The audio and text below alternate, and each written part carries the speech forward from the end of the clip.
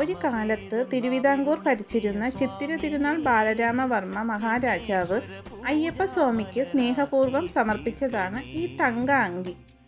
450 പവനിലധികം സ്വർണത്തിൽ തീർത്ത ഈ ദിവ്യ കവചം ആറന്മുളയിൽ നിന്ന് ശബരിമലയിലേക്ക് ഒരു വലിയ രാജകീയ ഘോഷയാത്രയായിട്ടാണ് നീങ്ങുന്നത്.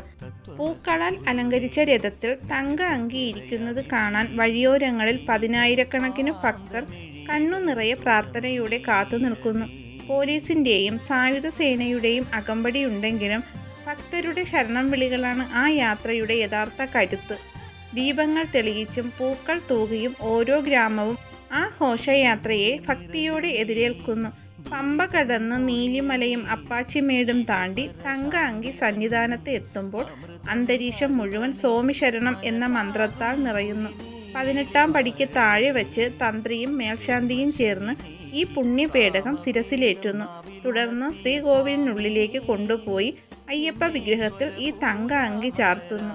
മണ്ഡലപൂജാ ദിവസം വൈകുന്നേരം ദീപാരാധനയ്ക്ക് നട തുറക്കുമ്പോൾ നെയ്വിളക്കുകളുടെ പ്രഭയിൽ തങ്ക അങ്കി ചാർത്തി പ്രശോഭിച്ചു നിൽക്കുന്ന മണികണ്ഠൻ്റെ രൂപം കാണുന്നത് ഏതൊരു ഭക്തൻ്റെയും ജന്മപുണ്യമാണ്.